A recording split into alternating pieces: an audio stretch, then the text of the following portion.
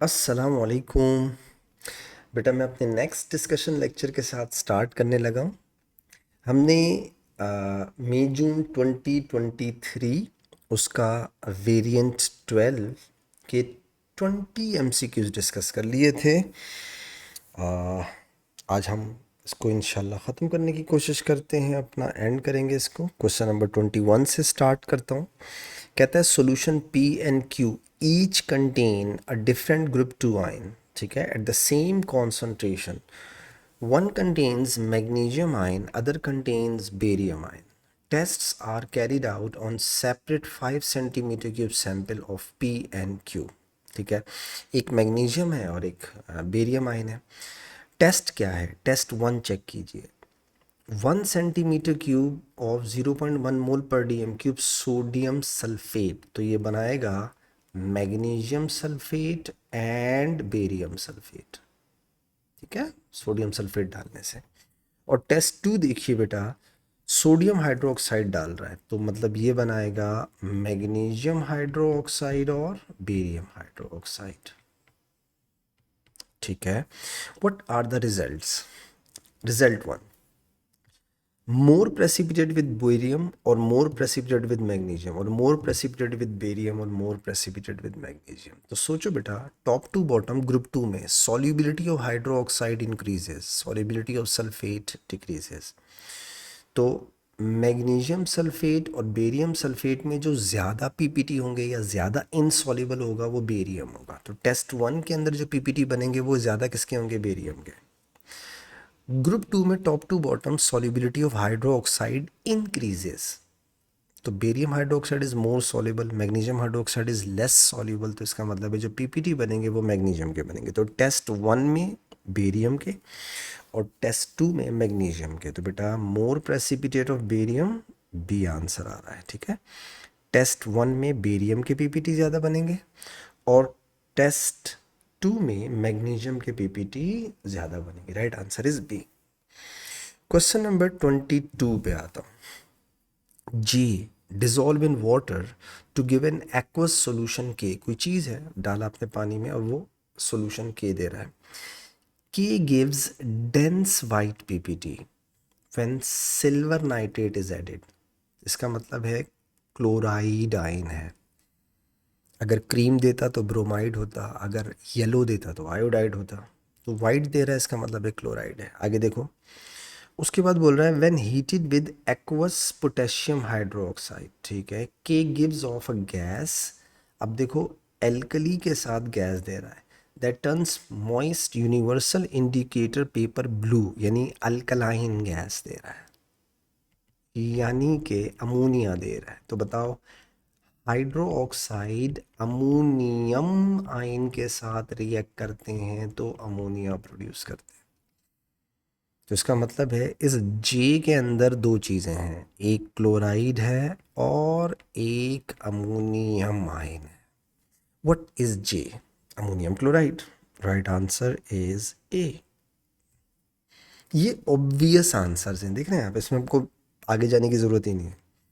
Question number 23, ammonium sulphate and ammonium nitrate are used as fertilisers. ठीक है, these salts have different percentage by mass of nitrogen, ठीक है, and they have same effect, such some effect as each other on pH of the wet neutral soil.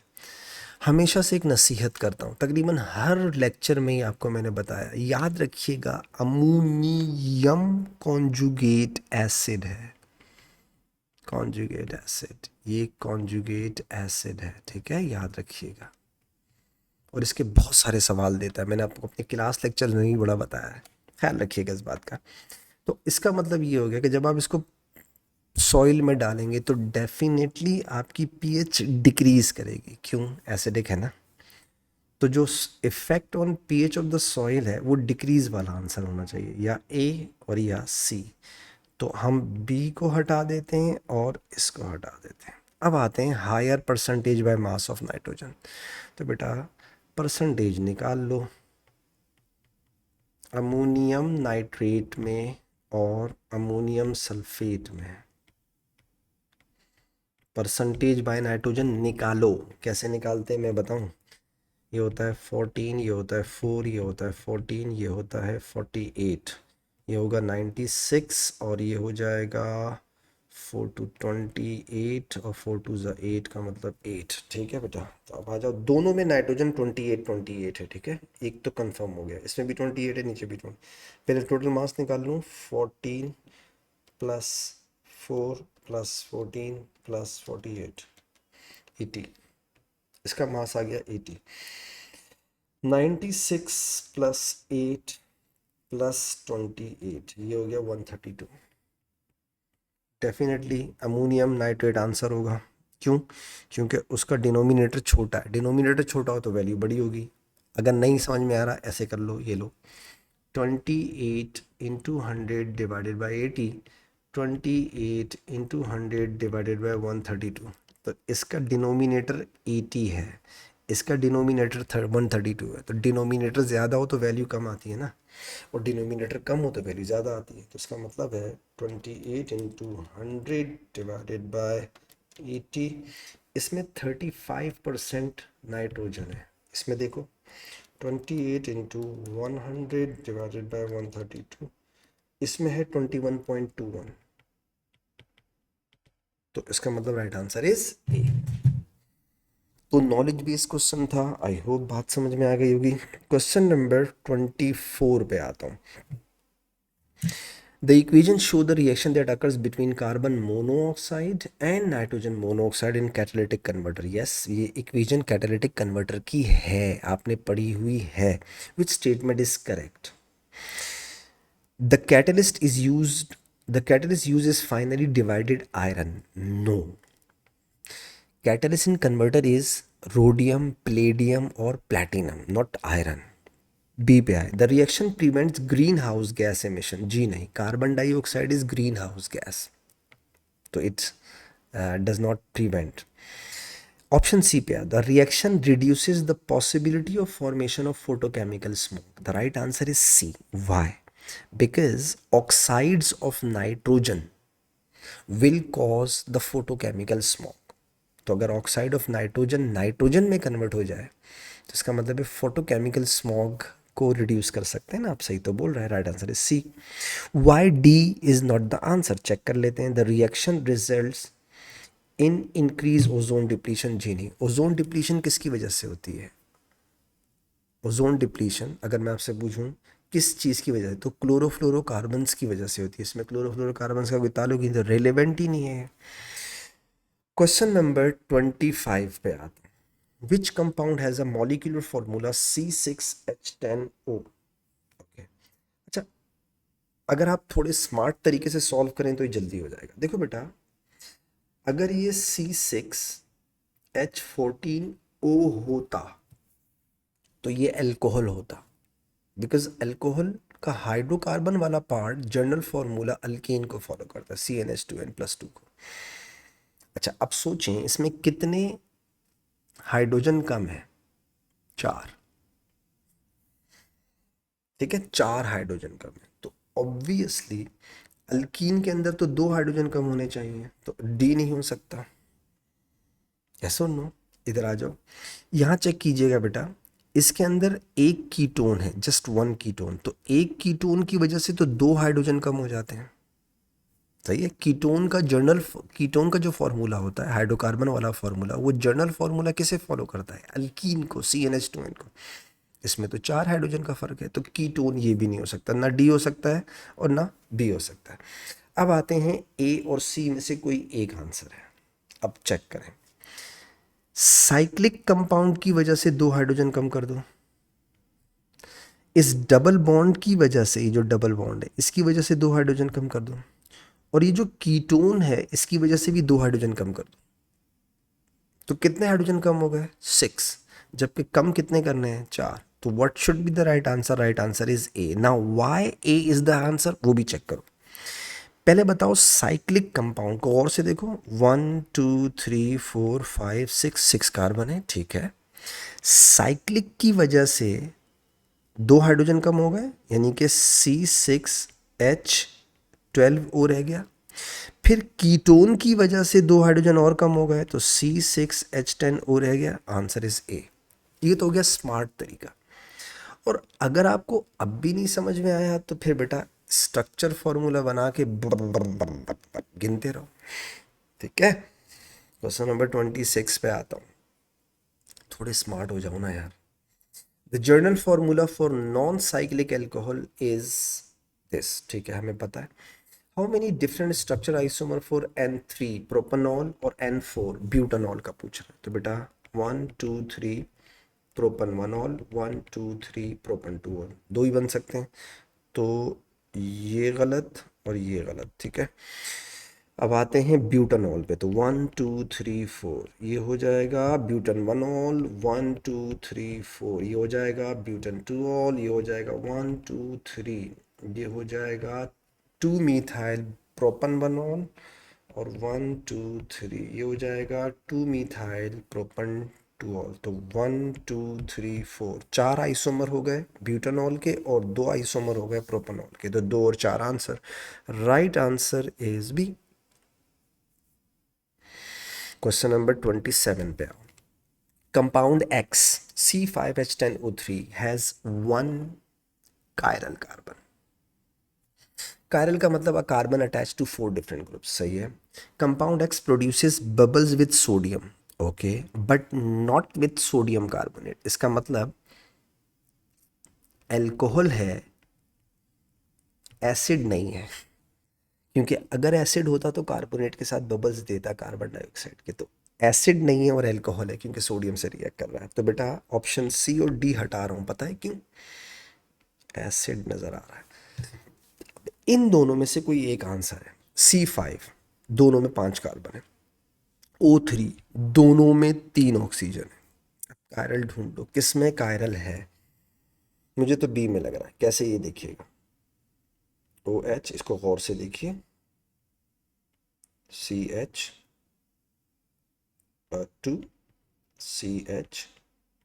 CH3 CO2 CH3, ये रहा आपका chiral. तो right answer must be the B. Why not A? A में chiral नहीं है। और से देखें आप, मैं इस ए को भी बना दूं आपके लिए, ये यहाँ देखिएगा, CH3C CH3OH CO2 CH3। गौर से देखें, इसमें कोई कायरल सेंटर नहीं है। उसने कहा है एक कायरल होना चाहिए। So what should be the right answer? Right answer must be the B बेटा। क्वेश्चन नंबर 28 पे आता हूँ। Ethane reacts with an excess of chlorine, ठीक है, in the presence of ultraviolet form mixture of product, how many of these products contains 2 carbon atoms and 1 or more chlorine atoms? अबे ये repeated question है, इतनी बार पूछा है इसने। हो आपको बात ये समझ में आई? ये एक्चुअली करना क्या, देखो इसको मैंने हमेशा से एक तरीके से बताता हूँ। 2 कार्बन है ना, दो ईथ में 2 कार्बन होते हैं। अब आप एक कार्बन पे एक क्लोरीन लगाओ, 1, एक प्रोडक्ट हो गया। 2 क्लोरीन लगाओ, 2 प्रोडक्ट हो गए। 3 क्लोरीन लगाओ, 3 प्रोडक्ट हो गए। अब आप दूसरे कार्बन पे एक लगाओ, 3 के साथ एक, 4 हो गए, 5 हो गए, 6 हो गए। 6 प्रोडक्ट तो ये हो गए। अब सुने, 1 1 7 प्रोडक्ट हो गए, 1 2 8 प्रोडक्ट हो गए, 2 2 9 प्रोडक्ट हो गए। अब भी नहीं समझ आया तो यहाँ देखो, 1 2 2 क्लोरीन लगा दो, 3 क्लोरीन लगा दो, 3 के साथ एक लगा दो, 3 के साथ 2 लगा दो, और 3 के साथ 3 लगा दो, ये 6 हो गए। अब आ जाओ, 1 1 7 हो गए, दोनों क्लोरीन लगा दो। 2 1 8 हो गए, और 2 2 9, टोटल 9। ये इतना रिपीटेड सवाल है तो मुझे भी इसके आंसर याद हो गए। Right answer is T. चाहो तो यूं करके कर लो, उंगलियों करके, अगर स्मार्ट हो, नहीं तो फिर बनाओ।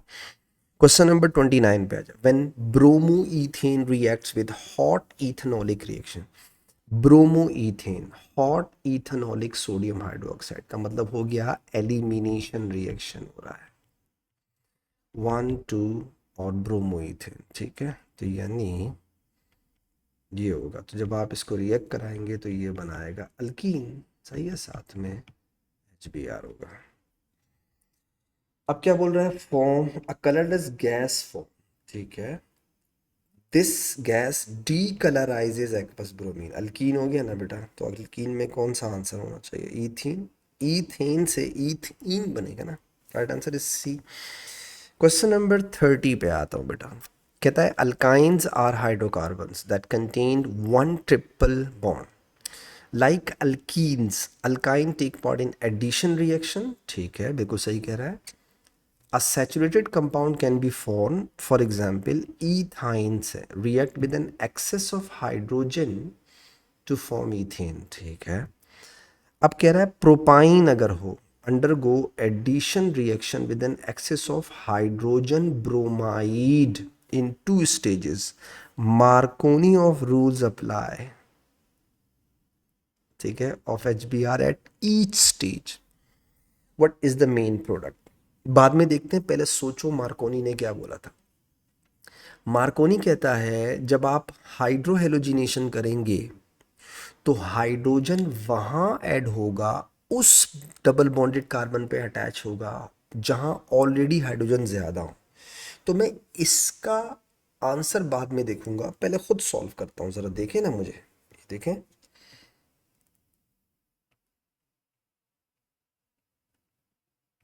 ये है प्रोपाइन. अब आप इसमें HBr ऐड करें, एक स्टेप हो जाएगा. H कहाँ ऐड होगा, जहाँ ऑलरेडी H ज़्यादा. ये रहा. तो CH3 C यहां हो जाएगा डबल बॉन्ड,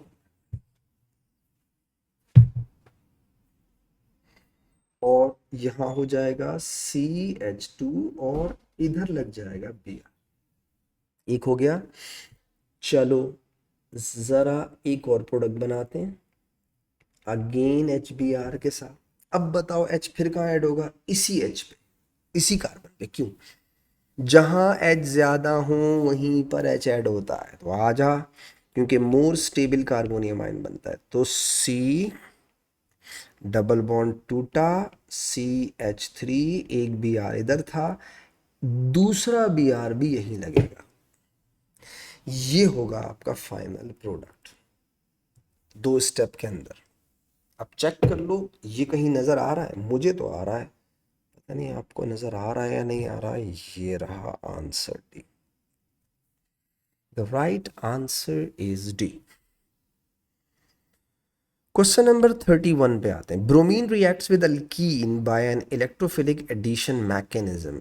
ठीक है, बिल्कुल सही कह रहा है. अल्कीन के अंदर इलेक्ट्रोफिलिक एडिशन मैकेनिज्म होता है in which cation is form as an intermediate carbocation. बिल्कुल सही कह रहा है. जब आप एडिशन करते हैं अल्कीन्स के अंदर तो जो इंटरमीडिएट बनता है वो कार्बोकैटाइन होता है, पॉजिटिवली चार्ज कार्बन. ठीक है.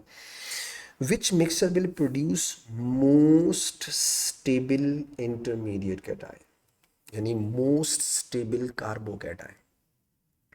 थोड़ा याद करो, जब आप एडिशन करते हैं तो जिस कार्बन पे इलेक्ट्रोफाइल अटैच होता है डबल बॉन्डेड वाले कार्बन्स में से, जिस कार्बन उसके एडजेसेंट कार्बन पे प्लस चार्ज आता है. ऐसा ही होता है. तो आप चेक कर लेते हैं बेटा, देखें किस में मोर स्टेबल बनेगा. Tertiary is more stable then secondary, secondary is more stable then primary. चलो चेक करो. पेंटवनीन 1 2 3 4 5 पेंटवनीन और 3 डाइमिथाइल. यहाँ देखिएगा एक इधर मिथाइल लगा हुआ है और एक इधर मिथाइल लगा हुआ है. अब आप सोचो, या तो पॉजिटिव चार्ज यहाँ आएगा या फिर पॉजिटिव चार्ज यहाँ आएगा. अगर यहाँ पॉजिटिव चार्ज आएगा तो ये प्राइमरी कार्बोनियम आयन बनेगा, और अगर यहाँ पॉजिटिव चार्ज आएगा तो ये सेकेंडरी कार्बोनियम बनेगा. Positively charge carbon directly attach to 2 more carbon. अब ऑप्शन बी में तो कुछ है ही नहीं भाई. इथीन ये होता है ना बेटा, तो इधर लगे तो भी प्राइमरी, इधर लगे तो भी प्राइमरी होगा, तो ये तो छोड़ दो, तो प्राइमरी प्राइमरी है। Methyl propene with bromine, 1 2 3, methyl propene इसे कहते हैं, CH3, और इधर मैंने डबल बॉन्ड लगाया। अब सोचो पॉजिटिव चार्ज यहाँ भी आ सकता है, तो ये बन जाएगा primary.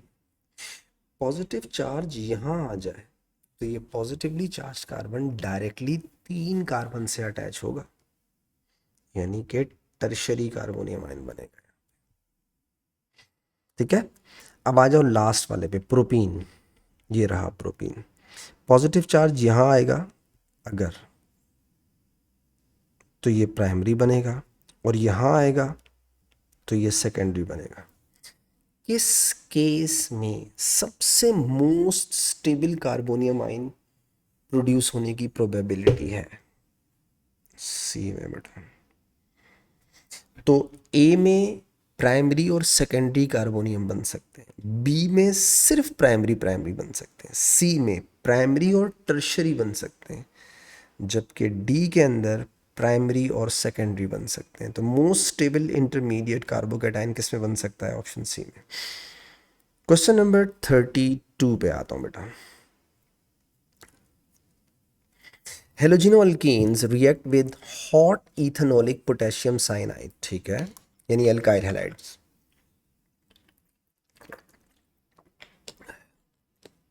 The reaction mechanism is either SN1 और SN2, ठीक है। न्यूक्लियोफिलिक सब्स्टिट्यूशन SN1 भी होते हैं, SN2 भी होते हैं। Which statement is correct? All secondary halogeno-alkanes react by SN2 mechanism only. आपको याद है मैंने क्लास में भी एक बात बताई थी, फिर बता रहा हूँ। सेकेंडरी हेलोजिनो-अल्केन में SN1 SN2 दोनों रिएक्शन हो सकते हैं। प्राइमरी के अंदर SN1 होता है और टर्शरी के प्राइमरी के अंदर SN2 होता है और टर्शरी के अंदर SN1 होता है, जबकि सेकेंडरी हेलोजिनो-अल्केन के अंदर दोनों हो सकते हैं। तो ए तो गलत हो गया। बी पे आइए। Both the halogenoalkane and cyanide ion involve in the initial step in SN1 mechanism. जी नहीं, SN1 मैकेनिज्म में न्यूक्लियोफाइल पहले स्टेप में इन्वॉल्व नहीं होता। पहले स्टेप में तो हेलोजिनो-अल्केन का कार्बन और हेलोजन वाला बॉन्ड ब्रेक होता है, सेकेंड स्टेप में न्यूक्लियोफाइल अटैक करता है। तो बी गलत हो गया, अगर आप मैकेनिज्म आपको याद हो। क्लोरोईथेन react with cyanide ion bye SN1। अब देखो क्लोरोईथेन क्या है, ये रहा क्लोरोईथेन, प्राइमरी हेलोजिनो-अल्केन है। क्या प्राइमरी हेलोजिनो-अल्केन के अंदर SN1 मैकेनिज्म होता है? जी नहीं, SN2 होता है। तो ये गलत बोल रहा है ना। What is right answer? Right answer is D. क्यों सही है डी, इसको भी देख लेते हैं। कहता है the SN2 mechanism involve a short lived negatively charge transition state. Yes, transition state किस में बनती है? SN2 के अंदर बनती है। प्राइमरी अल्काइल हैलाइड की जब आप न्यूक्लियोफिलिक सब्स्टिट्यूशन रिएक्शन करते हैं तो आपके बीच में जो बनता है प्रोडक्ट बनता है वो क्या बनता है? ट्रांजिशन स्टेट, जिसपे नेगेटिव चार्ज होता है। Right answer is D. तो टोटली नॉलेज बेस्ड क्वेश्चन बेटा। क्वेश्चन नंबर 33 पे आ जाइए। X, Y and Z are 3 isomeric alcohols, ठीक है। Separate sample of each alcohol warm with a mild oxidising agent, ठीक है, and the results noted, ठीक है। One of these alcohols when dehydrated gives a pair of cis trans isomers with the molecular formula C5H10, which row is correct? पहले तो ये देखो बेटा, ये प्राइमरी अल्कोहल है, ये सेकेंडरी अल्कोहल है और ये टर्शरी अल्कोहल है। तो ठीक है, टर्शरी अल्कोहल तो ऑक्सीडाइज नहीं होंगे, ठीक है। ये मैं बना के दिखा दूँ कुछ लोगों को, शायद ज़रा आपको कैसे पता चलता है देख के। ये ऑप्शन जेड है, टर्शरी अल्कोहल ऑक्सीडाइज है, तो ये ऑक्सीडाइज नहीं होगा। तो which row is correct? React with mild oxidising agent, XYZ no, XYZ no, X and Y only they will react with mild oxidation, या they can be oxidized। Primary alcohol को oxidise करोगे तो aldehyde बन सकता है, carboxylic बन सकता है। सेकेंडरी अल्कोहल को ऑक्सीडाइज करोगे तो कीटोन बनेगा, ठीक है। अब कह रहा है give us cis trans isomers, तो ये तो हो गया। अब Y और Z में से एक आंसर है, ठीक है। आप चेक करें, अगर आप इसकी डिहाइड्रेशन करें, सपोज करो मैं यहाँ से OH हटाऊँ और अगर मैं इस वाले कार्बन से H हटाऊँ तो इसमें सिस ट्रांस इसलिए नहीं बन सकती कि CH3 का एक H हटाओगे तो डबल बॉन्डेड कार्बन के साथ 2 हाइड्रोजन अब भी हैं। इस CH3 में से एक H हटा दो तो भी वही डबल बॉन्डेड, और अगर यहाँ से H हटा के डबल बॉन्ड लगा भी दो अगर, तो भी इस कार्बन के पास 2 CH3 हैं। तो इसका मतलब है अल्कोहल Z को डिहाइड्रेट करने पर सिस ट्रांस आइसोमर्स नहीं बनेंगे। तो Z वाला गलत हो गया। What is the correct answer? Right answer is C बेटा। सही है। अब Y क्यों सही है ये ले बेटा, 1 2 CHOH। सोचो तुमने इसको डिहाइड्रेट कर दिया तो ये क्या देगा, सोचो। ये H2 है और ये H3, लेफ्ट राइट में से किसी एक जगह पे डबल बॉन्ड आ जाएगा। तो CH3 CH double bond CH CH2 CH3। अब डेफिनेटली डबल बॉन्डेड कार्बन दो डिफरेंट ग्रुप के साथ है, डबल बॉन्डेड कार्बन दो डिफरेंट ग्रुप के साथ है, तो इसका मतलब है ज्योमेट्रिकल आइसोमेरिज्म या सिस ट्रांस देगा बेटा। क्वेश्चन नंबर 34 पे आता, compound G gives a pale yellow precipitate with alkaline aqueous iodine. अब बहुत सारी चीज़ें देती हैं, मीथाइल कीटोन देते हैं, इथेनॉल देता है, इथेनॉल देता है, secondary alcohol with CH3 CHOH देते हैं, बहुत सारे देते हैं। Which compound, which could be the compound जी, बहुत सारे। पेंटन 1 ऑल नहीं हो सकता, प्राइमरी अल्कोहल, ठीक है। पेंटन 3 ऑल नहीं हो सकता, क्यों, ये देखिए 1 2 3 4 5 और बीच में लगा हुआ है OH, तो CH3 CHOH नहीं है ना, सेकेंडरी अल्कोहल तो है, तो C गलत हो गया।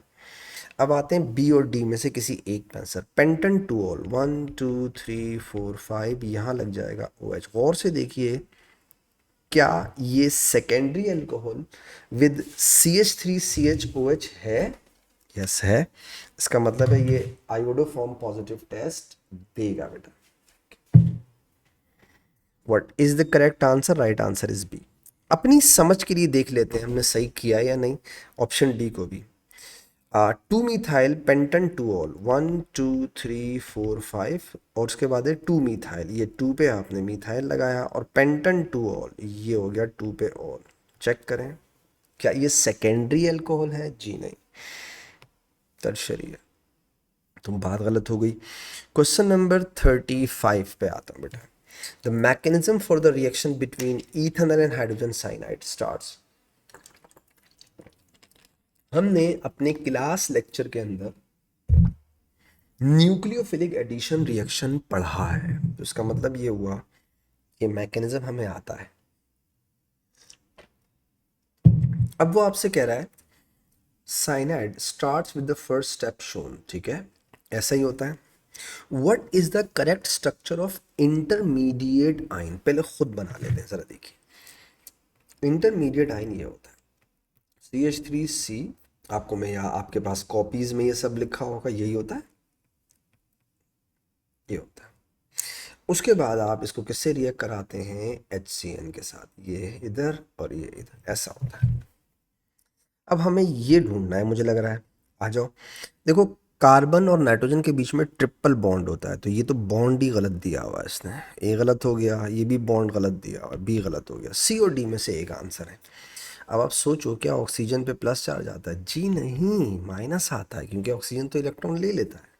So what is the correct answer? Right answer is D. ये वही चीज़ है जो आपकी कॉपी में भी आपको मिल जाएगी, वापस से लेक्चर देख लेना न्यूक्लियोफिलिक एडिशन का, मैकेनिज्म का, को नज़र आ जाएगा, नॉलेज बेस्ड। क्वेश्चन नंबर 36 पे आता हूँ। Which compound reacts with 2,4-DNPH, ठीक है, यानी carbonyl, but does not react with Tollens reagent, यानी एल्डिहाइड नहीं होना चाहिए। तो एल्डिहाइड हटा दूं, बी हट गया CHO, सी हट गया CHO। अब ए और डी में से कोई एक आंसर है। सवाल ये है कि क्या ऑप्शन डी कार्बोनाइल है? जी नहीं, ऑप्शन डी तो सेकेंडरी अल्कोहल है। Option A is the right answer. ये कीटोन छुपा हुआ है, गौर से देखें, सी डबल बॉन्ड ए, ये छुपाया हुआ है उसने। ठीक है, सो ये 2,4-DNPH के साथ पॉजिटिव टेस्ट देगा, और चूंकि ये एल्डिहाइड नहीं है तो ये टॉलिन्स रिएजेंट के साथ रिएक्ट नहीं करेगा। Question number 37, compound X has stereomers. Stereomers का मतलब ऑप्टिकल भी हो सकता है, ज्योमेट्रिकल भी हो सकता है, दोनों हो सकते हैं। And form precipitate when warm with Fehling's reagent, यानी एल्डिहाइड है। What could be compound X? B हट गया, कीटोन है। सी हट गया, कीटोन है। ए और डी में से कोई एक आंसर है। अब चेक करें इन दोनों में से कौन है जो स्टीरियो आइसोमर शो करेगा। देखो, इसमें स्टीरियो आइसोमर्स नहीं हो सकते, क्यों? कोई कायरल नहीं है, और ये जो डबल बॉन्डेड कार्बन है ये दो सेम ग्रुप के साथ जुड़ा हुआ है। यहाँ भी CH3 होगा और यहाँ भी CH3 होगा, और इसमें कोई कायरल भी नहीं है, तो स्टीरियो आइसोमर्स नहीं। हाँ, मुझे यहाँ कायरल नज़र आ रहा है, ये रहा कायरल। कैसे? इसको गौर से देखिएगा, यहाँ CH3 है, यहाँ होगा CHO, इधर एक H होगा, और ये पूरी दुम लगी हुई है, गौर से देखिए, ये रहा कायरल। तो कायरल का मतलब हो गया ऑप्टिकल आइसोमर, ऑप्टिकल आइसोमर का मतलब stereo isomer. Option D should be the right answer बेटा। क्वेश्चन नंबर 38 पे आता हूँ।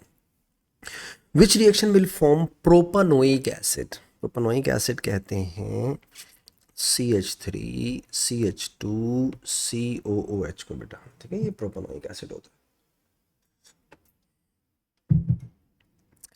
Acidic hydrolysis of propyl इथानोएट।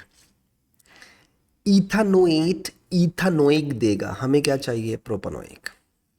Propyl प्रोपानॉल दे देगा हाइड्रोलिसिस के बाद, और इथानोएट इथानोइक दे देगा, हमें प्रोपानोइक चाहिए। ए गलत हो गया।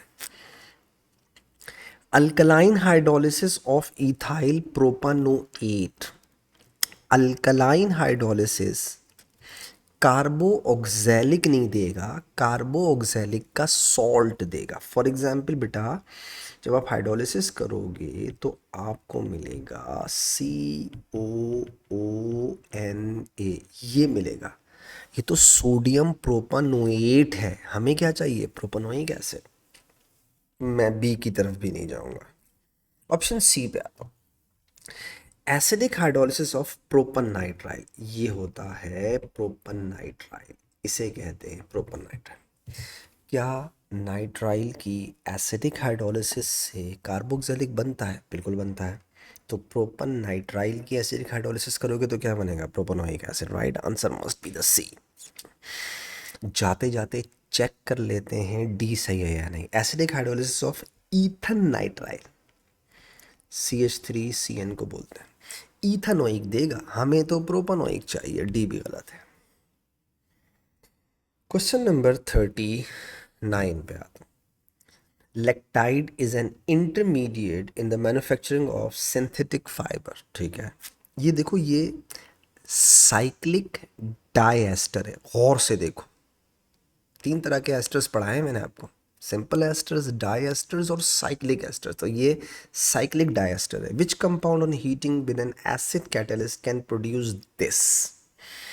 तोड़ दो इसको, पता चल जाएगा। यहाँ से तोड़ो और यहाँ से तोड़ो, देखो दो मॉलिक्यूल एक जैसे हैं, सेम। ये हुआ O, और ये हुआ दिस। तो ये OH लगाओ, यहाँ पे ये लगा लो, बन गया। थोड़ा मैं तमीज़ से लिख लूँ इसको ज़रा, ये देखिए, ये कुछ ऐसा होगा, COOH, CH3, और यहाँ होगा OH। 1 2 3, तो 2 पे हाइड्रोक्सी लगा हुआ है, OH हाइड्रोक्सी, और 3 का प्रोपेनोइक एसिड हो गया, तो इसका नाम हो जाएगा 2 हाइड्रोक्सी प्रोपेनोइक। अच्छा, दोनों सेम है, इधर पार्ट और इधर वाला पार्ट से। ठीक है, तो सेम। आपको अगर भूल गया हो तो प्लीज़ साइक्लिक एस्टर का लेक्चर वापस देखिएगा। ठीक है, रिवाइज कर लीजिएगा। तो ये साइक्लिक एस्टर है, तो ये इन दो मॉलिक्यूल्स, एक ही तरह के दो मॉलिक्यूल से मिलकर बना है। तो 2 हाइड्रोक्सी प्रोपेनोइक कहाँ लिखा हुआ है? 2 हाइड्रोक्सी प्रोपेनोइक, 2 हाइड्रोक्सी, ये तो है हाइड्रोक्सी इथेनोइक, छोड़ दो। 2 हाइड्रोक्सी ब्यूटानोइक, छोड़ दो। 2 hydroxy propanoic, right answer must be the C. Question number 40 पे आता हूँ. The diagram show the relative abundance of different isotope of lead in the sample. ठीक है, abundance 208 is half of that 206. सही है, यानी 20 अगर हाफ है तो अच्छा नज़र भी आ रहा है, फिर भी उसने कहा है हो सकता है कुछ अंधों को नज़र ना आ रहा हो तो उसने लिख दिया है कि देखिए ये 50 है, और से देखें, ठीक है, गौर से देखें ये 25 है ना. What is the relative atomic mass, तो बेटा ये आखिर वाला मार्क उन्होंने आपको मुफ्त का दे दिया. 206 into 50 plus 208 into 25 plus 209 into 25. 50 plus 25 plus 25 is 100. Answer आ जाएगा. करके देख लेता हूँ, ये लो. 206 into 50 plus 208 into 25 plus 209 into 25 is equal to this divided by 100. मेरे पास आंसर आ रहा है 207.25. 207.25 कहीं पे है, ये रहा 207.25, ये रहा बेटा आंसर.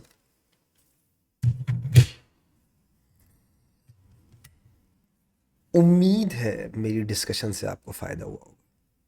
दुआओं की ख़ास दरख्वास्त है. हाफिज़.